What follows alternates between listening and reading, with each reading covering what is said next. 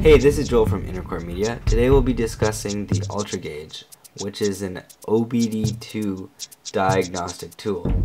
Now, the Ultragauge I've been using for a couple months now. It seems to work quite well. It gives me trouble codes or fuel consumption. Trouble codes are generated when sensors in your car detect that things are going out of the range. So to connect it, you just have to connect it to the OBDII location, port location, which is usually hidden by the steering column underneath on the driver's side.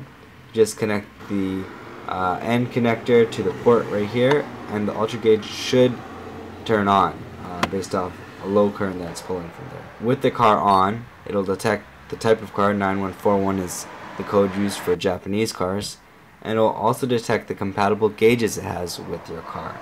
At the starting screen, you'll see a lot of metrics that are usually good to see, like instantaneous fuel consumption or average fuel consumption.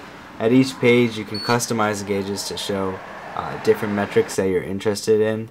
If you're testing improvements that you've been making to your car, you can test it from there. There's also some calibration options that you can do. If we go from this page, which is showing RPM and percent engine load, to page 6, you'll see that I have no gauges selected. So from this page, you can go on to the main menu and pick a couple of gauges, and this will give us a chance to see all the types of gauges the Ultragauge has. So you go and select gauges on page 6, gauges, and you can select the primary metric and the secondary metric.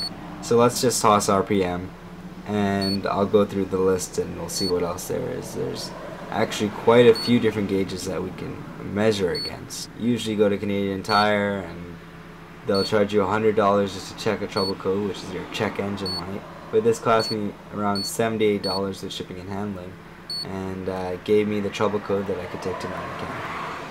Anyways, let's just toss the UG temperature, which is the temperature of the Ultragauge itself.